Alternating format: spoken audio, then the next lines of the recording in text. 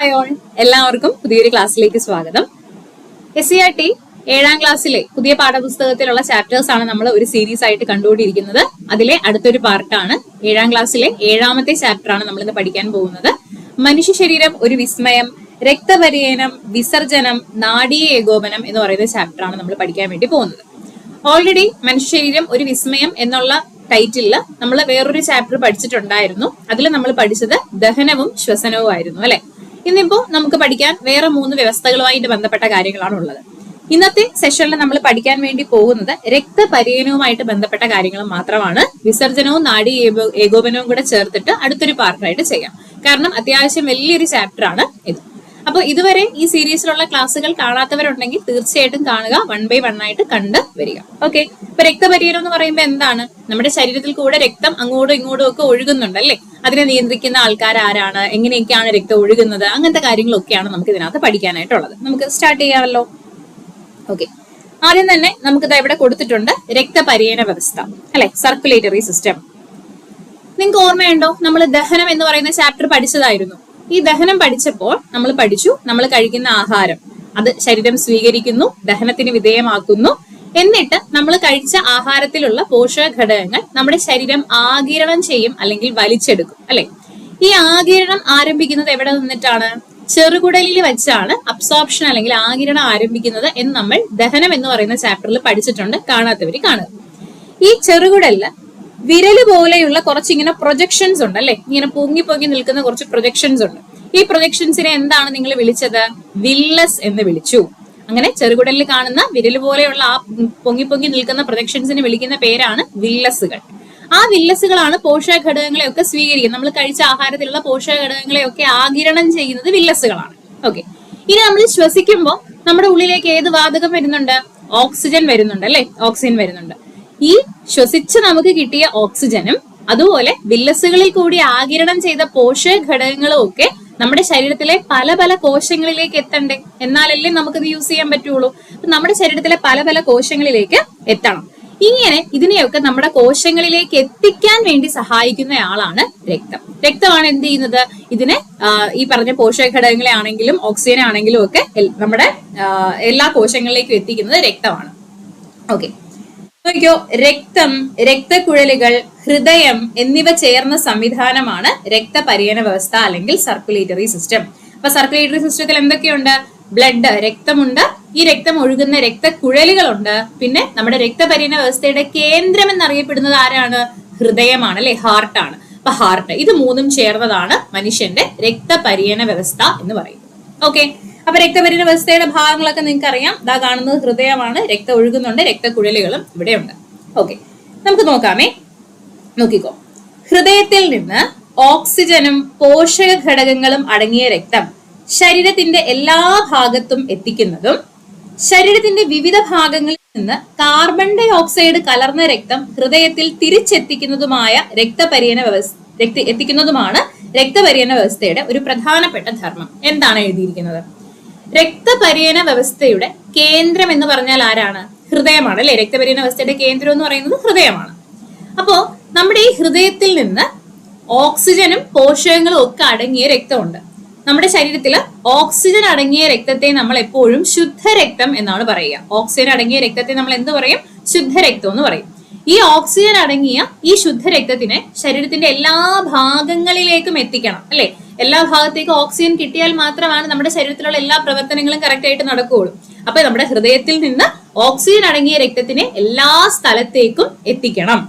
ഇനി നമ്മുടെ ശരീരത്തിന്റെ പല പല ഭാഗങ്ങളിൽ ഒരുപാട് പ്രവർത്തനങ്ങൾ നടക്കും അല്ലെ. ഒരുപാട് പ്രവർത്തനങ്ങൾ, പല പല പല രീതിയിലുള്ള പ്രവർത്തനങ്ങൾ നടക്കാറുണ്ട്. ഓക്കെ, ഇങ്ങനെയുള്ള പ്രവർത്തനങ്ങളുടെ ഫലമായിട്ട് നമ്മുടെ ശരീരത്തിൽ കാർബൺ ഡൈ ഓക്സൈഡ് ഉണ്ടാകും. എന്തുണ്ടാകും? കാർബൺ ഡൈ ഓക്സൈഡ് ഉണ്ടാകും.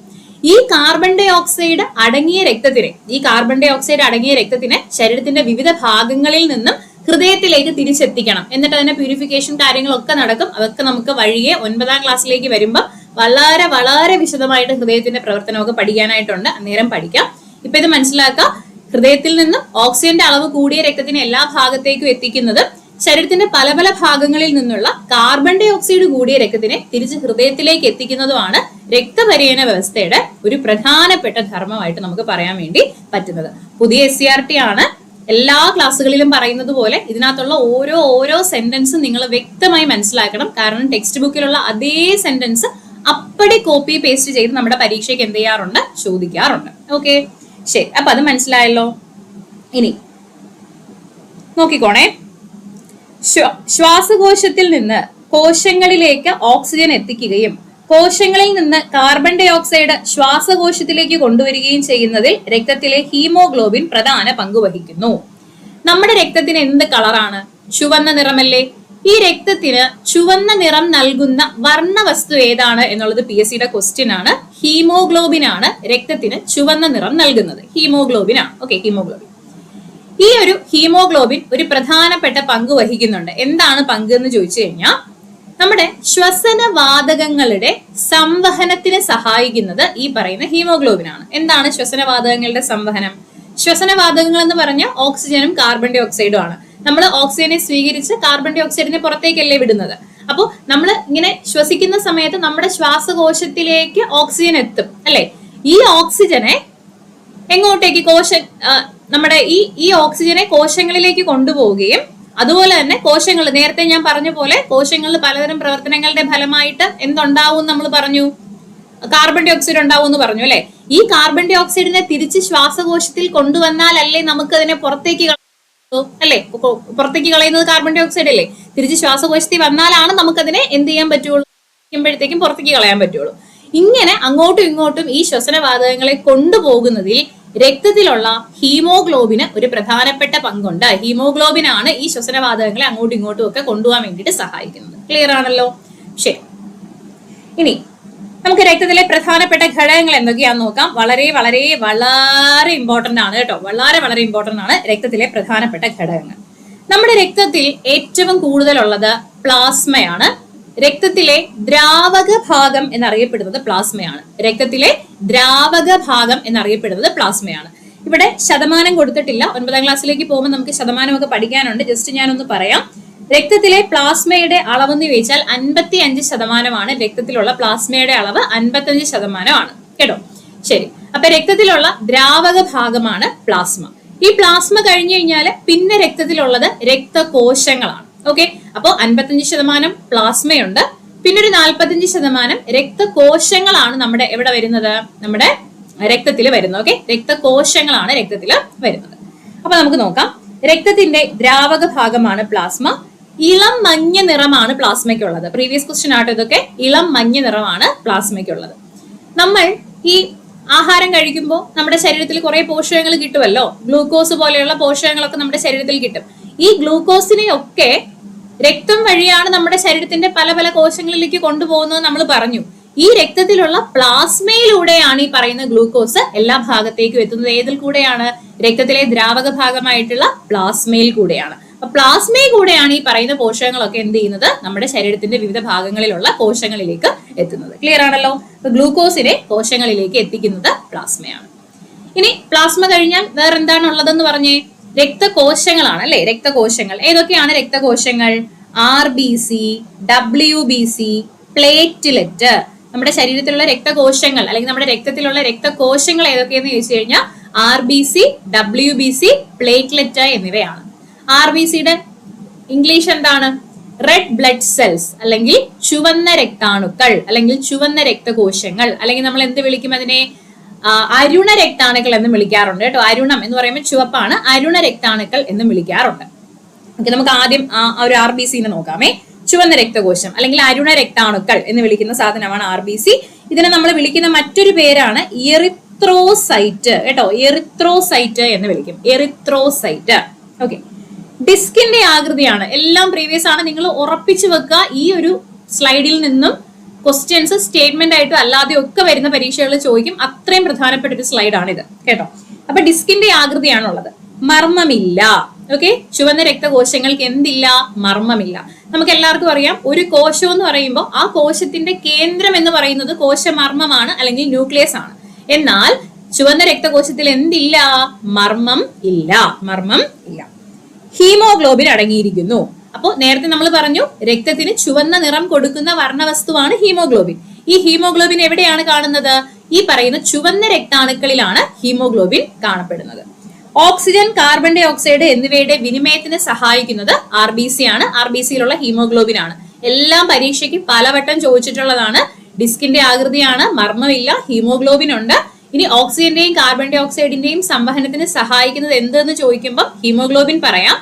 ഓക്സിജന്റെയും കാർബൺ ഡൈ ഓക്സൈഡിന്റെയും സംവഹനത്തിന് സഹായിക്കുന്ന രക്തകോശങ്ങൾ ഏത് എന്ന് ചോദിച്ചു കഴിഞ്ഞാൽ ചുവന്ന രക്തകോശങ്ങളാണ് എന്ന് നമുക്ക് പറയാം. ക്ലിയർ ആണല്ലോ? ശരി. എറിത്രോസൈറ്റ് എന്ന പേരിൽ അറിയപ്പെടുന്നുണ്ട്, ഓർമ്മിച്ചു വെക്കുക. ഏകദേശം അതിന്റെ ആയുസ് 120 ദിവസമാണെന്നുള്ളതും കൂടി ഓർമ്മിച്ചു വെക്കണം. ഇപ്പൊ നമുക്ക് 9ാം ക്ലാസ്സിലേക്ക് വരുമ്പോൾ ഡീപ്പായിട്ട് പഠിക്കാനുണ്ട്. ഇപ്പൊ നമുക്കിത് പഠിച്ചിട്ട് 9ിലോട്ട് പോകുമ്പോഴത്തേക്കും നമുക്ക് പഠിക്കാം കേട്ടോ. ഇനി നമുക്ക് വെളുത്ത രക്തകോശത്തിലോട്ട് വരാം. വെളുത്ത രക്തകോശം വൈറ്റ് ബ്ലഡ് സെൽ അല്ലെ, വൈറ്റ് ബ്ലഡ് സെൽ, അല്ലെങ്കിൽ നമുക്കതിനെ വിളിക്കാം ശ്വേതരക്താണുക്കൾ. ശ്വേതരക്താണുക്കൾ. ഓക്കെ, ഇതിനെ വിളിക്കുന്ന ഒരു പേരാണ് ല്യൂക്കോസൈറ്റ്. എന്താണ് വിളിക്കുന്നത്? ല്യൂക്കോസൈറ്റ് എന്ന് വിളിക്കും. ല്യൂക്കോസൈറ്റ്. നിശ്ചിത ആകൃതിയില്ല. മറ്റേ നമ്മൾ ഡിസ്കിന്റെ ആകൃതിയാന്ന് പറഞ്ഞു. ഇയാൾക്ക് ഒരു നിശ്ചിത ആകൃതിയില്ല. ഇവന്മാര് ഒരു 5 തരത്തിലുണ്ട് കേട്ടോ. 5 ടൈപ്പിലുണ്ട്. ആര്? വെളുത്ത രക്തകോശങ്ങൾ 5 തരത്തിലുണ്ട്. അതുകൊണ്ട് കൃത്യമായിട്ടൊരു ആകൃതി ഉണ്ടെന്ന് പറ്റില്ല. പല പല ആകൃതിയിലാണ് നമുക്ക് അതിനെ കാണാൻ വേണ്ടി പറ്റുന്നത്. നിശ്ചിത ആകൃതിയില്ല. പക്ഷെ മർമ്മമുണ്ട്. RBCയിലാണെങ്കിൽ, ചുവന്ന രക്താണുക്കളിലാണെങ്കിൽ മർമ്മമില്ല. പക്ഷെ വെളുത്ത രക്തകോശത്തിൽ എന്തുണ്ട്? മർമ്മമുണ്ട്. രോഗാണുക്കളെ നശിപ്പിക്കാൻ സഹായിക്കും. നമ്മുടെ ശരീരത്തിലേക്ക് എത്തുന്ന രോഗാണുക്കളെ ഒക്കെ നശിപ്പിക്കാൻ വേണ്ടി സഹായിക്കുന്നത് ആരാണ്? വെളുത്ത രക്തകോശങ്ങളാണ് രോഗാണുക്കളെ നശിപ്പിക്കാൻ വേണ്ടിയിട്ട് സഹായിക്കുന്നത്. ക്ലിയർ ആണല്ലോ? ഇനി അടുത്ത 3ാമത്തെ രക്തകോശം ഏതാ? പ്ലേറ്റ്ലെറ്റ് അല്ലെ? പ്ലേറ്റ്ലെറ്റ്. Okay, platelet. ത്രോംബോസൈറ്റ് എന്നാണ് പ്ലേറ്റ്ലെറ്റ് അറിയപ്പെടുന്നത് കേട്ടോ. ത്രോംബോസൈറ്റ് എന്നാണ് പ്ലേറ്റ്ലെറ്റുകൾ അറിയപ്പെടുന്നത്. രക്തം കട്ട പിടിക്കുന്നതിന് സഹായിക്കുന്ന രക്തകോശമാണ് ഇത്. പ്ലേറ്റ്ലെറ്റ് ഒത്തിരി വട്ടം ചോദിച്ചിട്ടുണ്ട്. രക്തം കട്ട പിടിക്കാൻ സഹായിക്കുന്ന രക്തകോശമാണ് ഏതെന്ന് പറയുന്നത്? പ്ലേറ്റ്ലെറ്റ് എന്ന് പറയുന്നത്. പ്ലേറ്റ്ലെറ്റ്, രക്തം കട്ട പിടിക്കാൻ സഹായിക്കുന്ന രക്തകോശം. ക്ലിയർ ആണല്ലോ? അപ്പൊ അത്രയും കാര്യങ്ങൾ മനസ്സിലായി. വളരെ വളരെ ഇമ്പോർട്ടന്റ് ആണ്. നന്നായിട്ട് പഠിച്ചു വെക്കുക കേട്ടോ. ഇനി ഇവിടെ ഇതെന്തിനാണ് ഈ ഈന്തപ്പഴത്തിന്റെയും അതേപോലെ കോഴിമുട്ടയുടെയും മുരിങ്ങയിലയുടെയും ഒക്കെ ചിത്രം കൊടുത്തിരിക്കുന്നതെന്ന് ചോദിച്ചു കഴിഞ്ഞാൽ ഈ ഹീമോഗ്ലോബിനിൽ കാണുന്ന ലോഹം ഏതാണെന്ന് പരീക്ഷയ്ക്ക് ചോദിക്കാറുണ്ട്. ഹീമോഗ്ലോബിനിൽ കാണുന്ന ലോഹം അത് ഇരുമ്പാ കേട്ടോ. ഇരുമ്പാണ്. ഹീമോഗ്ലോബിന്റെ നിർമ്മാണത്തിന് അത്യാവശ്യമായിട്ടുള്ള ലോഹം ഇരുമ്പാണ്. അപ്പൊ ഇരുമ്പടങ്ങിയ ഭക്ഷണം നമ്മൾ കഴിക്കണം നന്നായിട്ട്. ആ ഇരുമ്പടങ്ങിയ ഭക്ഷണം കഴിക്കുമ്പോഴാണ് രക്തം നന്നായിട്ട് ഉണ്ടാവുള്ളൂ. ഹീമോഗ്ലോബിൻ തന്മാത്ര നിർമ്മിക്കപ്പെടുകയും ആ രക്തത്തിന് എല്ലാ സ്ഥലത്തേക്കും കറക്റ്റ് പോകാനൊക്കെ പറ്റുള്ളൂ. അപ്പൊ ഇരുമ്പടങ്ങിയ ഭക്ഷണം കഴിക്കേണ്ടതിന്റെ ആവശ്യകത എന്ന് പറഞ്ഞാൽ നമുക്ക് ഹീമോഗ്ലോബിന്റെ അളവ് കൂടാൻ വേണ്ടിയിട്ടാണ്. ഇങ്ങനെ ഹീമോഗ്ലോബിന്റെ അളവ് കുറയുന്ന അവസ്ഥ പേരാണ് അനീമിയ അല്ലെങ്കിൽ വിളർച്ച. അനീമിയ അല്ലെങ്കിൽ അപ്പൊ ഈന്തപ്പഴം, കോഴിമുട്ട, മുരിങ്ങയില, ഇലക്കറികളിലും ഒക്കെ തന്നെയും അയണിന്റെ കണ്ടന്റ് അടങ്ങിയിട്ടുണ്ട്. അതിനാണ് ആ ചിത്രം അവിടെ കൊടുത്തിരിക്കുന്നത്. ഓക്കെ, ശരി. ഇവിടെ കുറെ കാര്യങ്ങളൊക്കെ എഴുതിയിട്ടുണ്ട്. രക്തത്തിന്റെ ദ്രാവക ഭാഗം ഏതെന്ന് നിങ്ങൾക്ക് അറിയാലോ, പ്ലാസ്മയാണ്. രക്തകോശങ്ങൾ ഏതൊക്കെ? RBC, WBC, platelet. പ്ലേറ്റ്ലെറ്റിന്റെ ധർമ്മം എന്താണെന്ന് ചോദിച്ചു കഴിഞ്ഞാൽ എന്താണ്? രക്തം കട്ട പിടിക്കാൻ സഹായിക്കുക. ഹീമോഗ്ലോബിൻ കാണപ്പെടുന്ന രക്തകോശം ഏതാ? RBC ആണ് അല്ലെ? വെളുത്ത രക്തകോശവും ചുവന്ന രക്തകോശവും തമ്മിലുള്ള വ്യത്യാസം, പല വ്യത്യാസങ്ങളുണ്ട്. പ്രധാനപ്പെട്ട വ്യത്യാസം RBCക്ക് മർമ്മം ഇല്ല, WBCക്ക് മർമ്മം ഉണ്ട് എന്നുള്ളതാണ് വ്യത്യാസം. അറിയാമല്ലോ? ശരി. ഇനി നമുക്ക് രക്തപര്യനത്തിലോട്ട് പോകാം. രക്തപര്യനം എന്ന് പറയുമ്പോൾ എന്താ? രക്തം നമ്മുടെ രക്തക്കുഴലുകളിലൂടെ ഇങ്ങനെ ഒഴുകി എല്ലാ ഭാഗത്തേക്കും പോകുന്നതിനെയാണ് നമ്മൾ രക്തപര്യനം എന്ന് പറയുന്നത്. ബ്ലഡ് സർക്കുലേഷൻ എന്ന് പറയും അല്ലെ? ശരി. അപ്പോ ഇങ്ങനെ രക്തത്തിന് എല്ലാ സ്ഥലത്തേക്കും എത്തണമെങ്കിൽ രക്തക്കുഴലുകൾ വേണം അല്ലെ? രക്തക്കുഴലുകളിലൂടെ അല്ലേ രക്തം ഒഴുകുന്നത്? അങ്ങനെയല്ലേ ഒഴുകുന്നേ? അങ്ങനെയാണ് ഒഴുകുന്നത്. ഓക്കെ. ഇപ്പോ നമ്മുടെ ശരീരത്തിൽ രക്തം ഒഴുകുന്നത് കറക്റ്റ് ആയിട്ടുള്ള രക്തക്കുഴലുകളിലൂടെയാണ്. അതുകൊണ്ട് തന്നെ മനുഷ്യന്റെ രക്തപര്യനത്തെ നമുക്ക് അടഞ്ഞ രക്തപര്യനം എന്ന് വിളിക്കാം. ക്ലോസ്ഡ് സർക്കുലേഷൻ എന്ന് വിളിക്കാം. അടഞ്ഞതാണ്. എന്നാൽ ചെറിയ ജീവികളിലേക്കൊക്കെ വരുമ്പം അവിടെ രക്തക്കുഴലൊന്നും ഉണ്ടാവില്ല. വെറുതെ ഈ ശരീരത്തിന്റെ അറയിൽ കൂടെ ഈ ഒരു ദ്രാവകം ഇങ്ങനെ ഒഴുകി പോകുന്നുണ്ടാവും. അതിനെ നമ്മൾ തുറന്ന രക്തപര്യനം എന്നാണ് പറയുന്നത്. അപ്പൊ മനുഷ്യന്റെ രക്തപര്യനം എന്ന് പറഞ്ഞത് എന്താണ്? അടഞ്ഞ രക്തപര്യനമാണ് മനുഷ്യന്റെ കേസിൽ വരുന്നത്. ഓക്കെ, ഇപ്പൊ നോക്കിക്കോളൂ. രക്തക്കുഴലുകളിലൂടെ രക്തം ശരീരത്തിന്റെ എല്ലാ ഭാഗത്തും സഞ്ചരിച്ചു കൊണ്ടിരിക്കുന്നു. എത്ര തരം രക്തക്കുഴലുകൾ നമ്മുടെ ശരീരത്തിൽ ഉണ്ടെന്ന് ചോദിക്കുന്നുണ്ട്. എത്ര തരം രക്തക്കുഴലുകൾ ഉണ്ട്? ഇവിടെ നോക്കിക്കേ, ഇത് കണ്ടോ? രക്തക്കുഴലുകൾ 3 തരത്തിലാണ് നമ്മുടെ ശരീരത്തിലെ രക്തക്കുഴലുകൾ വരുന്നത്. ധമനി, സിര, ലോമിക. ഏതൊക്കെയാണ്? ധമനി, സിര, ലോമിക. ധമനിയുടെ ഇംഗ്ലീഷ് ആർട്ടറി, സിരയുടെ ഇംഗ്ലീഷ് വെയിൻ, ലോമികയുടെ ഇംഗ്ലീഷ് കാപ്പില്ലറി കേട്ടോ. ഓക്കെ, അപ്പൊ ധമനി, സിര, ലോമിക എന്ന് പറഞ്ഞിട്ട് 3 ടൈപ്പിലുള്ള രക്തക്കുഴലുകളാണ് നമ്മുടെ ശരീരത്തിൽ ഉള്ളത്. ഓക്കെ, ഇനി ഇവിടെ നോക്കിക്കോളൂ, ഇവിടെ അതിന്റെ വ്യത്യാസം കൊടുത്തിട്ടുണ്ട്, നോക്കിക്കോണേ. ഹൃദയത്തിൽ നിന്ന് ഓക്സിജൻ കൂടുതൽ അടങ്ങിയ രക്തം ശരീരത്തിന്റെ വിവിധ ഭാഗങ്ങളിലേക്ക് കൊണ്ടുപോകുന്ന കുഴലുകളാണ് ധമനികൾ. ഈ ഒരു ബോക്സ് ഇമ്പോർട്ടന്റ് ആയിട്ട് മനസ്സിൽ വെച്ചോളൂ. കാരണം എപ്പോഴും എല്ലാ ക്ലാസ്സിലും ഞാൻ പറയുന്ന പോലെ തന്നെ ഈ 3 എണ്ണം അല്ലെങ്കിൽ 2 എണ്ണം 4 എണ്ണം അങ്ങനെയൊക്കെ പോയിന്റ് ബൈ പോയിന്റ് ആയിട്ട് കൊടുത്തിരിക്കുന്ന ടെക്സ്റ്റിൽ കൊടുത്തിരിക്കുന്ന കാര്യങ്ങൾ അപ്പടി എടുത്ത് PSC എന്ത് ചെയ്യാറുണ്ട്, പരീക്ഷയ്ക്ക് ക്വസ്റ്റ്യൻ പേപ്പറിൽ അച്ചടിച്ച് വരാറുണ്ട്. അതുകൊണ്ട് ഇങ്ങനത്തെ കാര്യങ്ങളൊക്കെ ഒന്ന് സ്ട്രെസ് ചെയ്ത് തന്നെ പഠിക്കാം. ഓക്കെ, നമ്മൾ പറഞ്ഞു ഓക്സിജൻ അടങ്ങിയ രക്തത്തെ നമ്മൾ ശുദ്ധരക്തം എന്ന് വിളിക്കാറുണ്ട് അല്ലെ. അപ്പൊ ഹൃദയത്തിൽ നിന്ന് ഓക്സിജന്റെ അളവ് കൂടിയ രക്തത്തിന്റെ ശരീരത്തിന്റെ പല പല ഭാഗങ്ങളിലേക്ക് കൊണ്ടുപോകുന്ന കുഴലുകളാണ് ധമനികൾ. അപ്പൊ ധമനികൾ രക്തത്തെ എവിടെ നിന്ന് എങ്ങോട്ടാണ് കൊണ്ടുപോകുന്നത്? ഹൃദയത്തിൽ നിന്ന് ശരീരത്തിന്റെ പല ഭാഗങ്ങളിലേക്ക്. പരീക്ഷയ്ക്ക് അപ്പൊ ചോദിക്കും, ഹൃദയത്തിൽ നിന്ന് ആരംഭിക്കുന്ന രക്തക്കുഴലുകൾ ഏത് എന്ന് ചോദിച്ചു കഴിഞ്ഞാൽ അത് ധമനിയാണ്. ഹൃദയത്തിൽ നിന്ന് ആരംഭിച്ച് ഹൃദയത്തിൽ നിന്നുള്ള രക്തത്തിനെ പുറത്തേക്ക് എത്തിക്കുന്ന കുഴലുകളാണ് ഏത്? ധമനികൾ അല്ലെങ്കിൽ ആർട്ടറീസ്. ആ ധമനികൾ ഏത് രക്തമാണ് വഹിക്കുന്നത്? ഓക്സിജന്റെ അളവ് കൂടിയ രക്തമാണ് ധമനികൾ വഹിക്കുന്നത് അല്ലെ. ശുദ്ധരക്തത്തിനെ, ഓക്സിജന്റെ അളവ് കൂടിയ രക്തത്തിനെയാണ് ധമനികൾ വഹിക്കുന്നത്. എല്ലാം വെരി വെരി ഇമ്പോർട്ടന്റ്, നന്നായി മനസ്സിലാക്കി വെക്കണം. ഓക്കെ, ജനറലി ധമനികൾ വഹിക്കുന്നത് എപ്പോഴും ഓക്സിജന്റെ അളവ് കൂടിയ രക്തത്തിനെയാണ്. ഒരു എക്സെപ്ഷൻ ഉണ്ട്, അത് പിന്നീട് നമുക്ക് പഠിക്കാം. ഒരൊറ്റ ധമനി മാത്രം ഈ ഓക്സിജന്റെ അളവ് കുറഞ്ഞ രക്തത്തെ വഹിക്കുന്നുണ്ട്, അത് നമുക്ക് പിന്നീട് പഠിക്കാം കേട്ടോ. ഇപ്പൊ ഇത് മനസ്സിലായി എന്ന് വിചാരിക്കുന്നു. ഇനി അടുത്തത്, ശരീരത്തിന്റെ വിവിധ ഭാഗങ്ങളിൽ നിന്ന് കാർബൺ ഡൈ ഓക്സൈഡ് കൂടുതൽ കലർന്ന രക്തത്തെ ഹൃദയത്തിലേക്ക് കൊണ്ടുവരുന്ന കുഴലുകളാണ് സിരകൾ. കണ്ടോ, സിരകൾ അല്ലെങ്കിൽ വെയിൻസ് എന്ന് പറഞ്ഞ ഹൃദയത്തിലേക്കാണ് രക്തത്തെ കൊണ്ടുവരിക. ഹൃദയത്തിലേക്ക് ഓക്കെ, ഹൃദയത്തിലേക്ക്. അപ്പൊ ശരീരത്തിന്റെ പല ഭാഗത്തു നിന്നും അശുദ്ധ രക്തത്തെ അല്ലെങ്കിൽ കാർബൺ ഡൈ ഓക്സൈഡിന്റെ അളവ് കൂടിയ രക്തത്തിനെ ഹൃദയത്തിലേക്ക് കൊണ്ടുവരാനാണ് സിരകൾ. അപ്പൊ ധമനി എന്ന് പറയുമ്പോൾ ഹൃദയത്തിൽ നിന്ന് പുറത്തേക്ക് കൊണ്ടുവരുന്നു. സിരകൾ എന്ന് പറയുമ്പോൾ നമ്മുടെ ശരീരത്തിന്റെ പല ഭാഗത്തു നിന്ന് കാർബൺ ഡൈ ഓക്സൈഡിന്റെ അളവ് കൂടിയ രക്തത്തിനെ ഹൃദയത്തിലേക്ക് കൊണ്ടുപോകുന്ന കുഴലുകളാണ് സിരകൾ എന്ന് പറയുന്നത്. മനസ്സിലായോ? ഹൃദയത്തിലേക്ക് എത്തിച്ചേരുകയാണ് സിരകൾ.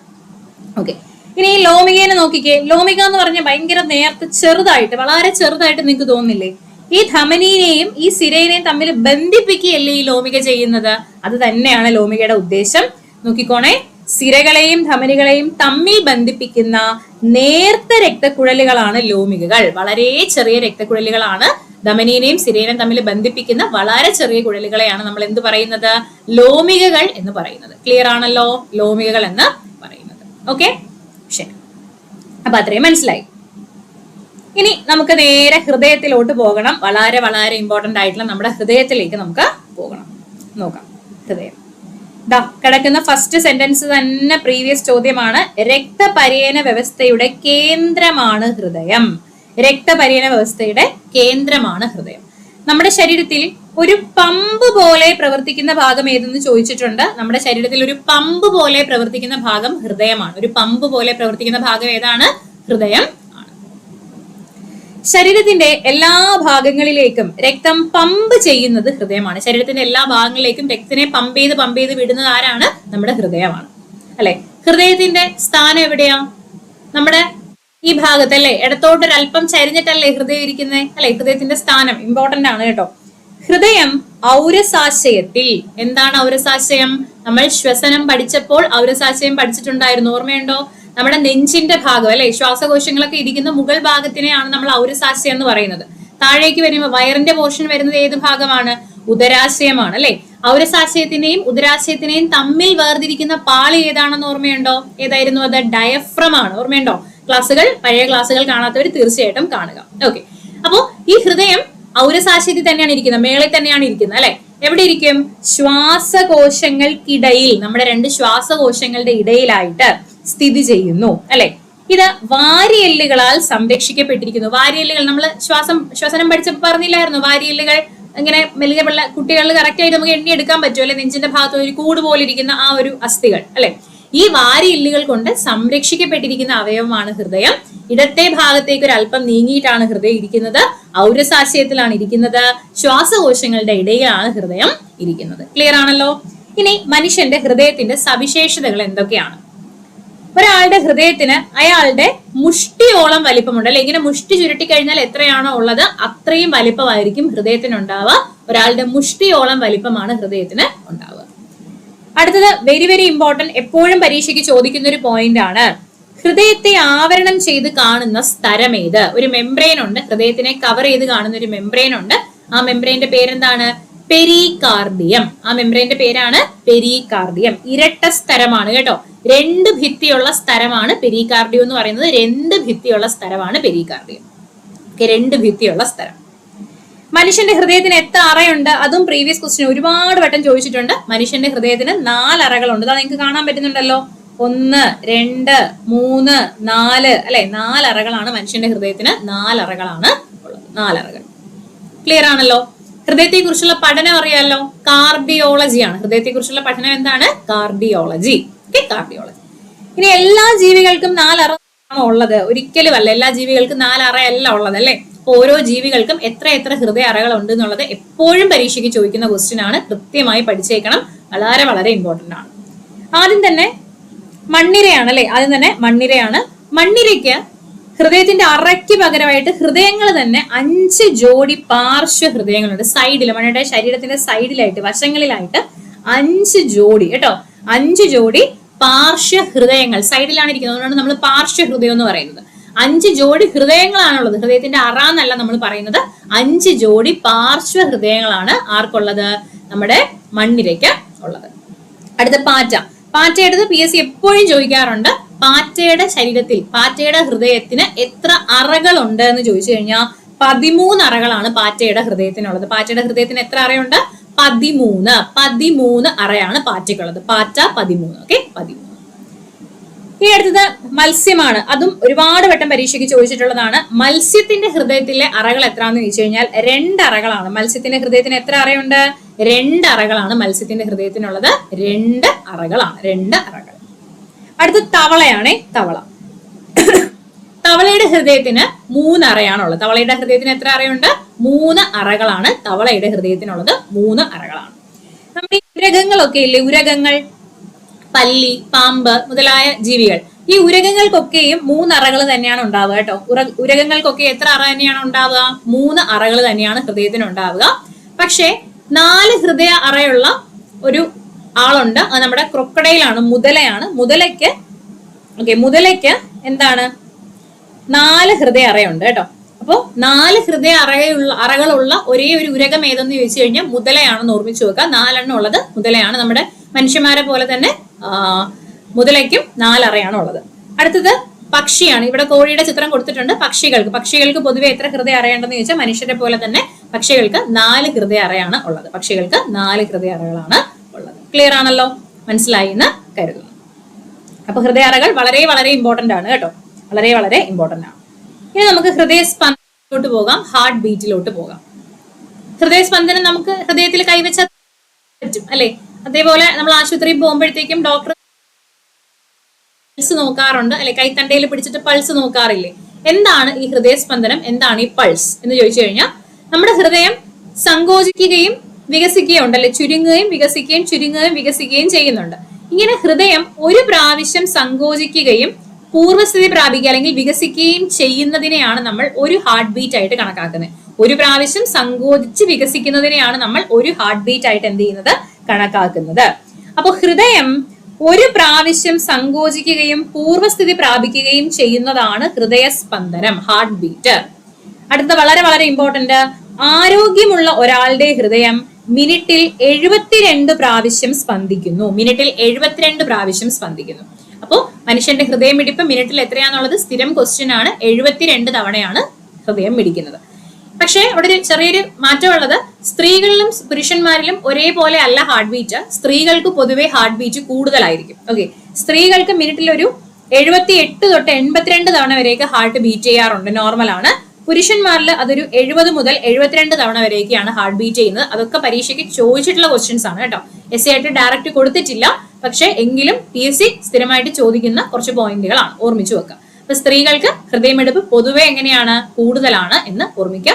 നമ്മളൊരു ശരാശരി വാല്യൂ ആയിട്ടാണ് 72 എന്നുള്ളൊരു വാല്യൂ നമ്മൾ എടുത്തു വെച്ചേക്കുന്നത് കേട്ടോ. ശരി, അപ്പൊ ഇതിനെയാണ് നമ്മൾ ഹൃദയസ്പന്ദന നിരക്ക് എന്ന് പറയുന്നത്, മിനിറ്റിൽ 72 തവണ. ഇനി ഈ ഹൃദയം ഇങ്ങനെ സ്പന്ദിക്കുമല്ലോ, നമ്മുടെ ഹൃദയം ഇങ്ങനെ സ്പന്ദിക്കുമല്ലോ, അതിന്റെ ഫലമായിട്ട് ഈ ധമനികൾ, ആർട്ടറീസിലെ ഹൃദയത്തിൽ നിന്ന് പോകുന്ന ആർട്ടറീസ്, ആ ആർട്ടറീസിൽ ഒരു തരംഗം ഉണ്ടാകും, ഒരു വേവ് ഉണ്ടാകും. ഈ ഹൃദയം മിടിക്കുന്നതിന്റെ ഫലമായിട്ട് ഒരു തരംഗം ഈ ഒരു ധമനികളിൽ ഉടനീളം ഉണ്ടാകും. ആ ഉണ്ടാകും നമ്മുടെ ശരീരത്തിന്റെ പല ഭാഗങ്ങളിലേക്ക് ധമനി പോകുന്നുണ്ട് അല്ലെ. ആ ധമനിയിൽ ഹൃദയമിടിപ്പിന് തുല്യമായിട്ടുള്ള സംഗതി തന്നെ ഈ എന്തെന്ന് പറയുന്നത്, അവിടെ ബാക്കി ധമനിയിൽ ഉണ്ടാകുന്ന തരംഗം എന്ന് പറയുന്നത്. ഇങ്ങനെ ധമനിയുടെ ഭിത്തികളിൽ ഉണ്ടാകുന്ന തരംഗത്തിനെയാണ് നമ്മൾ പൾസ് എന്ന് പറയുന്നത്. അപ്പൊ ഉറപ്പായിട്ടും ഹൃദയമിടിപ്പും പൾസും തുല്യമായിരിക്കില്ലേ? ഹൃദയ സ്പന്ദനത്തിന്റെ നിരക്കും പൾസിന്റെ നിരക്കും എങ്ങനെയായിരിക്കും? തുല്യമായിരിക്കും. ഡോക്ടേഴ്സ് കൈത്തണ്ടയിൽ പിടിച്ചിട്ട് ഇവിടെ ചിത്രം കാണിച്ചിട്ടുണ്ട്. കൈത്തണ്ടയിൽ പിടിച്ചിട്ട് സമയം നോക്കാറില്ലേ? 1 മിനിറ്റിൽ എത്രയാണ് പൾസ് നോക്കാറില്ലേ? അറിയാലോ. ഓക്കെ, അപ്പൊ ഹൃദയസ്പന്ദനത്തിന്റെ ഫലമായി ധമനികളിൽ തരംഗചലനം ഉണ്ടാകുന്നതിനെയാണ് നമ്മൾ എന്ത് വിളിക്കുന്നത്? പൾസ് എന്ന് വിളിക്കുന്നത്. ഹൃദയസ്പന്ദനത്തിന്റെ നിരക്കും പൾസിന്റെ നിരക്കും എങ്ങനെയായിരിക്കും? തുല്യമായിരിക്കും. ഓക്കെ, തുല്യം ആയിരിക്കും. ക്ലിയർ ആണല്ലോ. നമുക്ക് എവിടെയൊക്കെയാണ് ശരീരത്തിൽ പൾസ് അറിയാൻ കഴിയുന്നതെന്ന് ചോദിക്കുന്നുണ്ട്. നമുക്ക് കൈത്തണ്ടയിൽ അറിയാൻ പറ്റും. പിന്നെ ഈ നെറ്റിയുടെ ഈ സൈഡിൽ സംസാരിക്കാതെ വെറുതെ കാമായിട്ടിരുന്നിട്ട് നോക്കിക്കഴിഞ്ഞാൽ നമുക്ക് കറക്റ്റ് ആയിട്ട് എന്ത് ചെയ്യാൻ പറ്റും?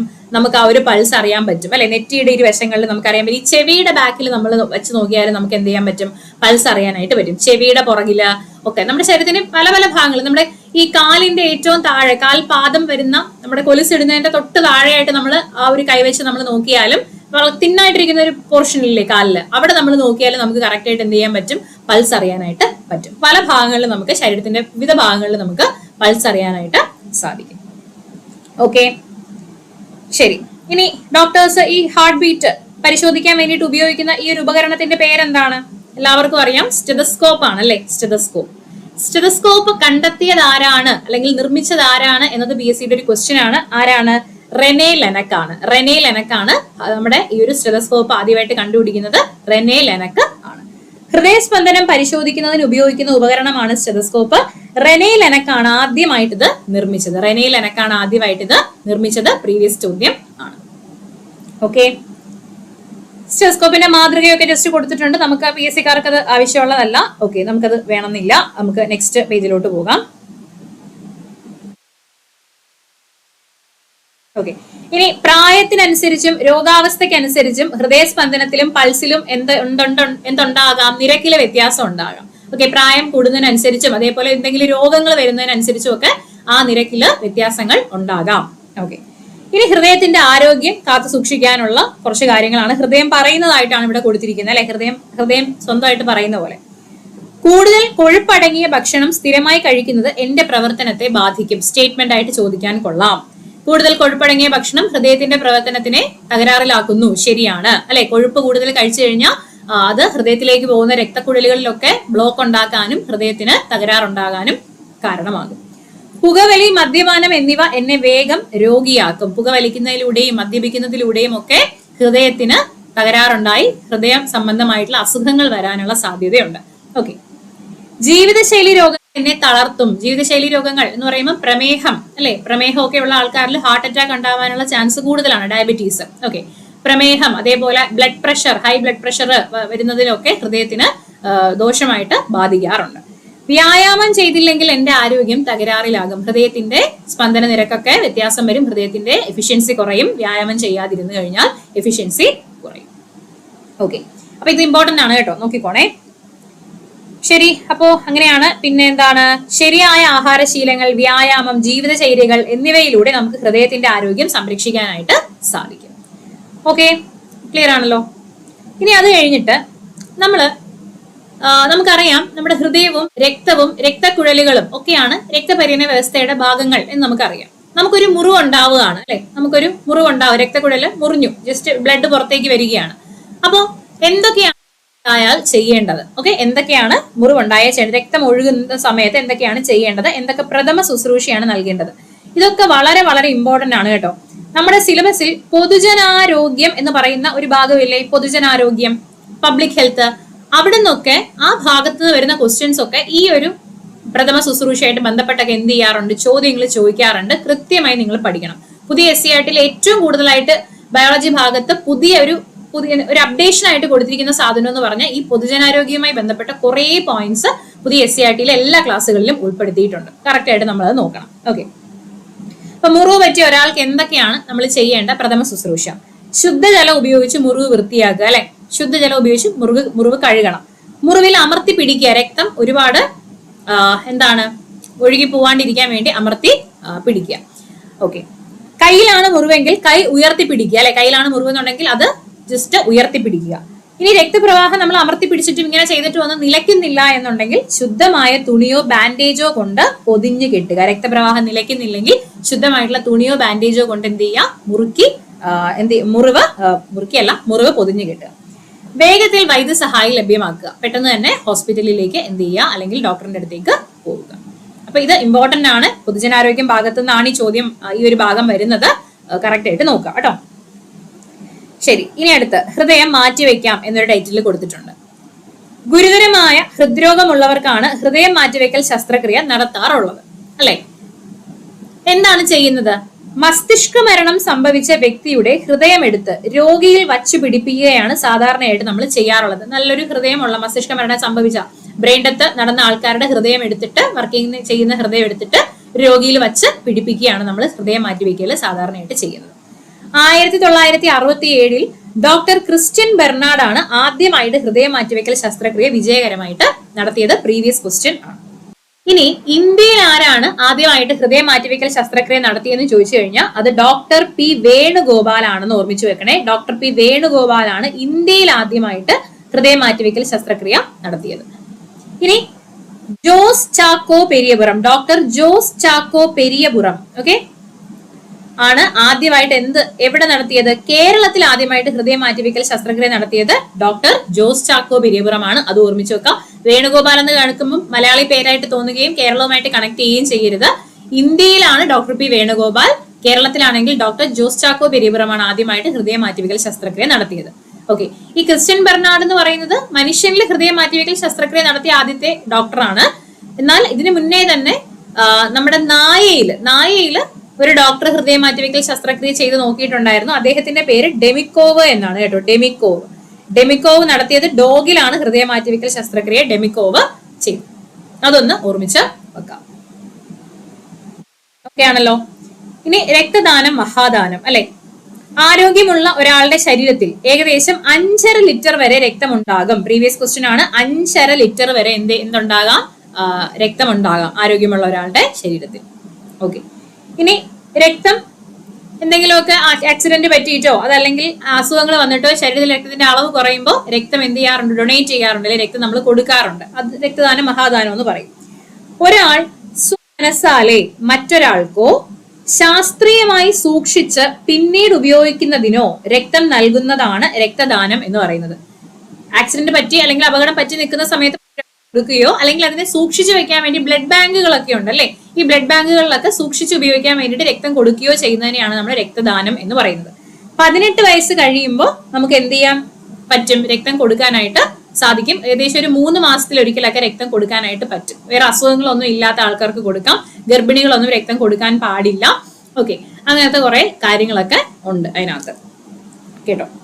അപ്പൊ രക്തദാനം അത്രയേ ഉള്ളൂ. അവിടെ അത്രയും കാര്യങ്ങളാണ് നമുക്ക് പഠിക്കാനുള്ളത്. ഇതുമായിട്ട് ബന്ധപ്പെട്ടൊക്കെ വേറെ കുറെ പോയിന്റുകൾ നമ്മൾ അഡീഷണലി നമുക്ക് 9ാം ക്ലാസ്സിലും ഒക്കെ നമുക്ക് പഠിക്കാനായിട്ട് വരും. 5ാം ക്ലാസ് നമുക്ക് 9ാം ക്ലാസ് കൂടി കഴിഞ്ഞിട്ട് 5ാം ക്ലാസ്സിലോട്ട് പോവാം കേട്ടോ. കാരണം ഇനിയിപ്പോ എക്സാം ഒക്കെ വരുന്നുണ്ട്. അപ്പൊ നമ്മൾ കുറച്ചുകൂടി ഹയർ സ്റ്റാൻഡേർഡിൽ പോയിട്ട് നമുക്ക് 5ാം ക്ലാസ്സിലെ കാര്യങ്ങൾ പഠിക്കാം. ഓക്കെ, അപ്പൊ ഇത്രയാണ് നമ്മൾ ഇന്നത്തെ ക്ലാസ്സിൽ പഠിക്കുന്നത്. ഇനി വിസർജന വ്യവസ്ഥയും അതേപോലെ നാഡീ ഏകോപനം, നാഡീ വ്യവസ്ഥയും നമുക്ക് ഈ ചാപ്റ്ററിൽ തന്നെ പഠിക്കാനുണ്ട്. അത് നമുക്ക് അടുത്തൊരു സെഷനായിട്ട് പഠിക്കാം. അപ്പൊ എല്ലാവരും ഈ സീരീസിലെ എല്ലാ ക്ലാസ്സുകളും കാണുന്നുണ്ട് എന്ന് ഞാൻ വിചാരിക്കുന്നു. നിങ്ങളുടെ അഭിപ്രായങ്ങളൊക്കെ കമന്റ് ബോക്സിൽ രേഖപ്പെടുത്തുക. ഓക്കെ, അപ്പൊ എല്ലാവർക്കും ഇന്നത്തെ സെഷൻ നന്നായി മനസ്സിലായി എന്ന് വിചാരിക്കുന്നു. അടുത്തൊരു ക്ലാസ്സിൽ നമുക്ക് വീണ്ടും കാണാം. താങ്ക്